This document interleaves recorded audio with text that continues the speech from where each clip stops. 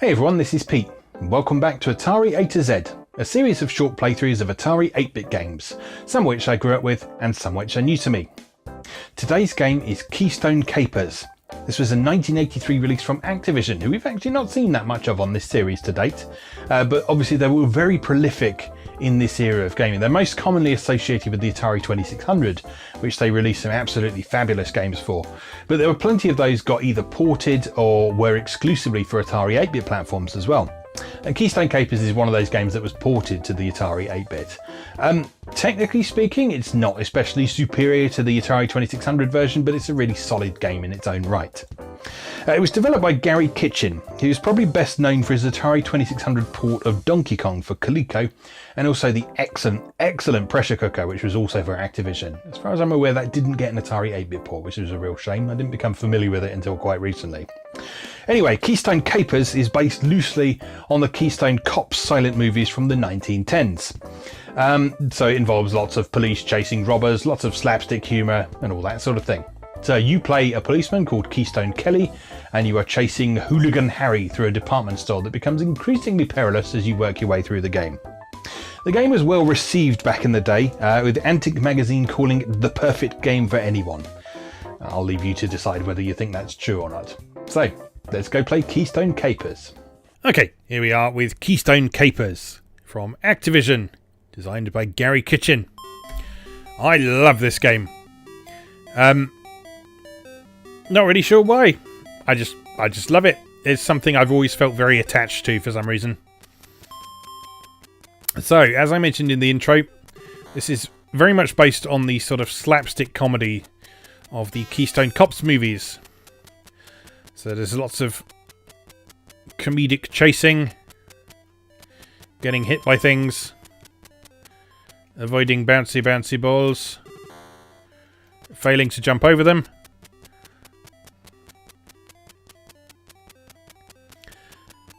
But yeah, there's lots of interesting things about this game. So we have the little radar at the bottom, Defender style, which shows us the relative positions of Keystone Kelly, who is the protagonist, and Hooligan Harry, who is the antagonist. And you actually run faster than Harry, so if you just keep proceeding in one direction and don't get caught on anything, you'll eventually catch up with him. The question is just, can you do that before the time runs out, or before Harry reaches his destination, which is on the roof? So you'll notice in most cases, at least early in the game, bumping into an enemy or something costs you time rather than a life. There are some exceptions later where you will lose a life immediately if you collide with something. But for the most part, it just wastes time.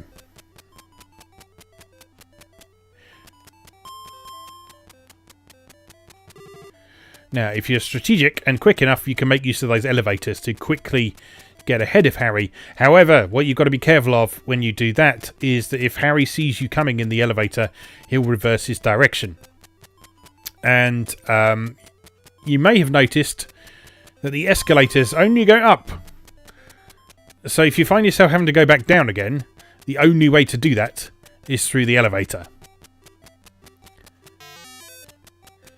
And the elevator's very slow. So you can put yourself in a difficult situation if you're not careful. So it's generally best to try and avoid the elevator except in absolute emergencies. And just make use of the knowledge that you can run faster than he can. There we go. Plenty of time to spare that time. Alright, continuing. So each subsequent level uses the same basic layout and then builds on that with additional hazards. Oh, made it to the left this time. That's good. So this time around we've got those shopping carts. The second level added those, I think they're radios. You sort of trip over them. And then as you progress further, you'll have more and more additional hazards to deal with. And eventually we'll come to the stage where you have the hazards that can immediately take a life from you. Yeah, there we are. Those biplanes, if they hit you, you lose a life straight away. Presumably implying that you're in some sort of horrific accident with the propeller. I never really thought about it too much.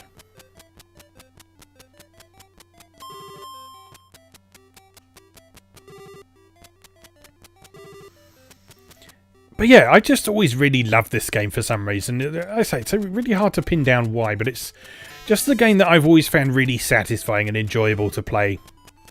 It's really simple mechanically, but I like the way it's presented. It controls nicely. It's just a really good example of what Activision... Oh no! There we go. That's what happens if a biplane hits you. Yeah, so it's just a really good example of what Activision was good at this point in history. So, as I said, they're most well known for their 2600 output during this period. But a lot of those games got ported to Atari 8-bit. In often superior form. And this version here isn't very different from the 2600 version. I think it looks a little bit nicer, but that's about it. I can't remember if the 2600 version had the music or not either. But yeah, stuff like River Raid. The Atari 8-bit version of River Raid is fantastic. And it always makes me sad that any time you have an Activision compilation, it only ever includes the 2600 version, which is vastly inferior to the Atari 8-bit version. So if you like River Raid on the 2600 and you haven't tried the Atari 8-bit version, then please do yourself a favour and check that out, because it's marvellous. Absolutely marvellous. Probably one of my favourite games on the Atari 8-bit. And it makes me realise I actually haven't covered it on this series yet. I have actually covered it elsewhere on this channel previously though, so have a delve back through my archives and you'll find a video or two about River Raid. On to level 5. Right, now we have bouncy things that bounce higher, so we can duck underneath them rather than jumping over them. So you have to quickly observe and distinguish between them. Oh, I just missed that. And also position yourself correctly to avoid getting hit as well. I think I just like the sprite in this as well. I really like the animation on him. He looks so stern and serious when he's running, and I always found that really appealing for some reason. I thought, yes, this is a policeman who knows what he's doing. He's determined to get the job done. It was, I think, probably one of the first times that I saw a character sprite in a game that had some real personality about it. It was obviously trying to get something across about the character and make you feel a particular way about them. Oh no! Of course, these days, it's actually relatively rare to find a game where the police is portrayed in a positive light. Because in this age of sort of anti-heroes and so on... Oh no! The police are often antagonists. Or at the very least, inconveniences who are getting in the way of you accomplishing your goals. And so in a sense, it's sort of a reminder of a simpler time when sort of the police were there to be respected. And they could be a hero in a video game.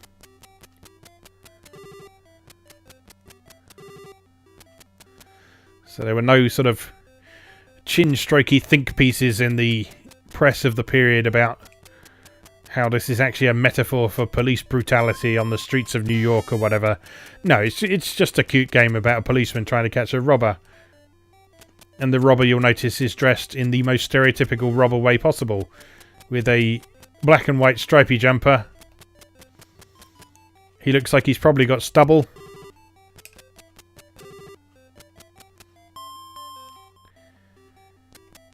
Yeah, it's just the idea of a traditional cops and robbers chase made into a video game. And it's lovely. I just love it. It's just so charming.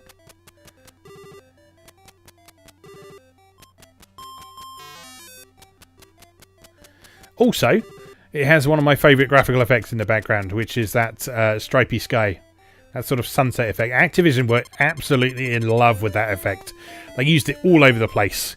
Both in their Atari 8-bit games and in their Atari 2600 games as well. So the programmers that worked for Activision on the 2600, they were really good at wringing everything possible out of the 2600. Particularly in terms of how many colours they were able to display on screen at once. And so a lot of Activision games are among the most colourful and good looking on the platform. Often because they just use really simple effects like that. I mean, that's just a few stripes of colour. But it turns the sky from a simple blue block into a dramatic sunset.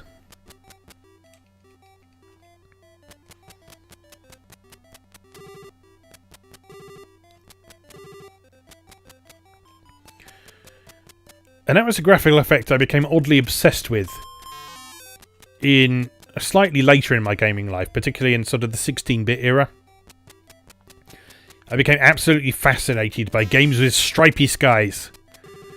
I used to specifically seek out games that had stripy skies just because I loved that effect so much.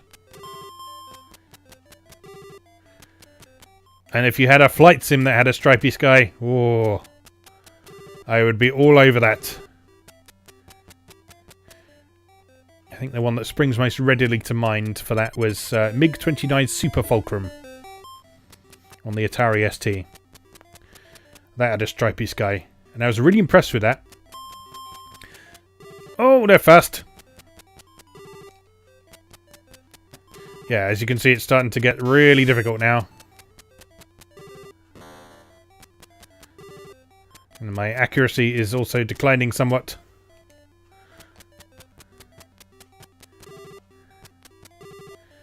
I feel Keystone Kelly's time may almost be up.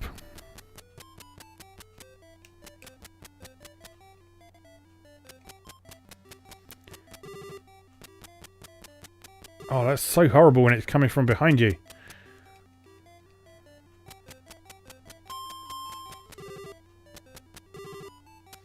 I can still do this. I got this.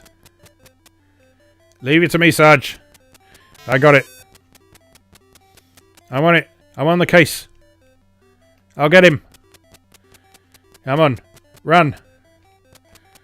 Run for your life, Keystone Kelly. Jump over the radios.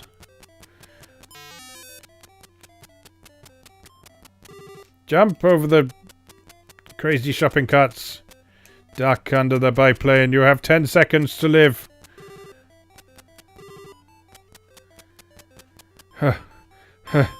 Come on. I got this. Yes! Check that out. Level 8! I am the king of Keystone Kapers. Keystone... Yes, that is what it's called. I thought it was called Keystone Cops for a minute, but no, that was the films it was based on. Oh, the biplanes are going really fast now as well. I'm scared. And I don't like it. There is no end to this game, by the way. It's one of many games from the era that just kept going. So you just keep working your way through the levels. It keeps getting faster. I think this is all the hazards it adds, but yeah, it just gets more difficult and more complex the further you go. So I don't think it ever does anything like make the time limit any tighter, but obviously with the more hazards there, you're at greater risk of losing that time.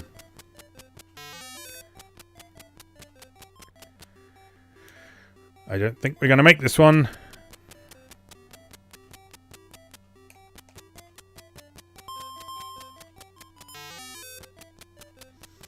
Six seconds. No, this isn't going to happen.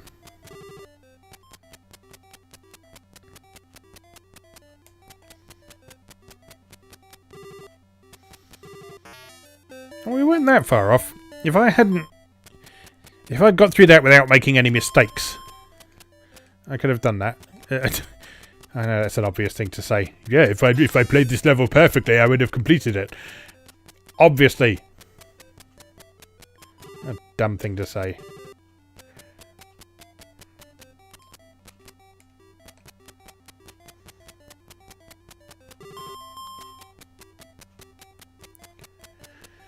Right, first floor done. On to the next. Duck, run. It's all about making your movement as efficient as possible as well. So, knowing when you can safely run, when you can duck, when you should start moving again after ducking, knowing when you'll reach the side of the screen before the thing gets to you. There we are, 27 seconds left. That's much better. Or should we get killed by a biplane now? Oh no! Alright, come on, I can still do this.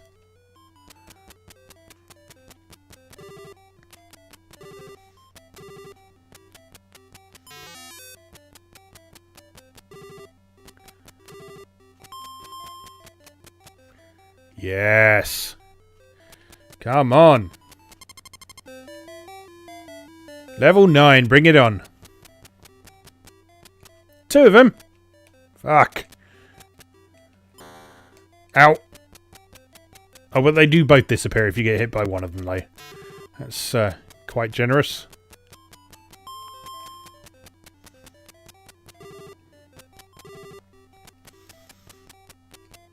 I've picked up an extra life from somewhere, though. I guess you get one every 10,000 points or so.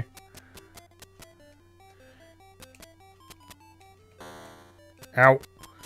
Well, that's that.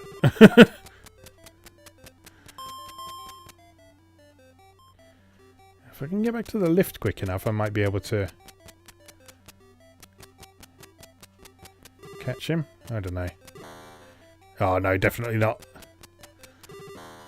Ah! Right, let's try that again, but better. Oh, two. No! Having 2 of them is such a nightmare.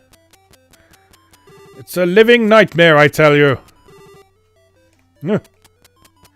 Yeah. Alright, you coming down or going up? Do I risk it? Go up. I mean down. I want to go up. No!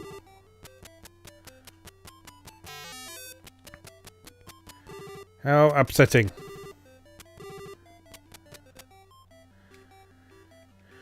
It's tense. No! Oh, last chance, Keystone Kelly. Don't fuck it up.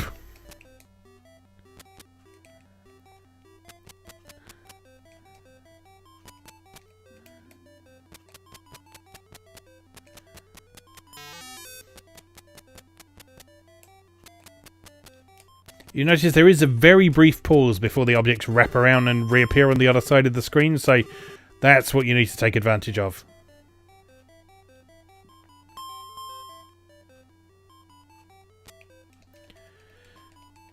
Right, so if I'd taken the elevator to the top floor there, then Harry would have turned around and gone back down, which would have made my life very difficult. So instead, we do this.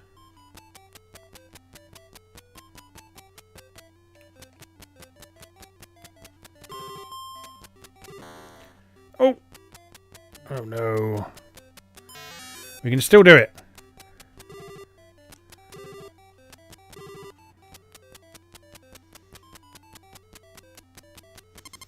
Gotcha! Level 10! This is legitimately the furthest I've ever got in this game. It's so exciting. You're witnessing history right here, ladies and gentlemen.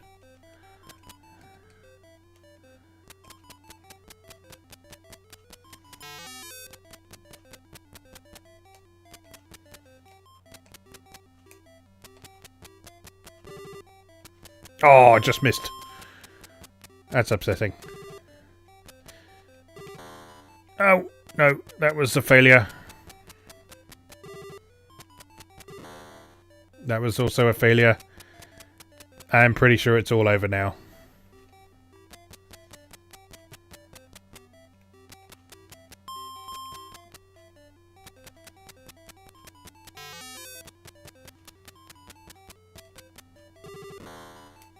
Yeah, that's definitely it. Let's just wait by the elevator for our inevitable death. There we go. And that is Keystone Kapers from Activision. As always, thank you very much for watching, and I'll see you again next time. Thanks for watching. If you enjoyed this video, please help out the channel by leaving a like or a comment and subscribing. New episodes of Atari A to Z are on Tuesdays and Atari ST A to Z on Thursdays. Check out atariatoz.wordpress.com for a full archive. Do please also check out my other projects moegamer.net, where I explore Japanese and Japanese-inspired games from yesterday and today, and videopackgames.wordpress.com, which aims to catalogue the small but well-formed library of the Philips G7000 Videopack computer, also known as the Magnavox Odyssey 2. You can also support my work on Patreon or buy me a coffee. You can find links to do both down in the video description. Thanks again, and I'll see you next time.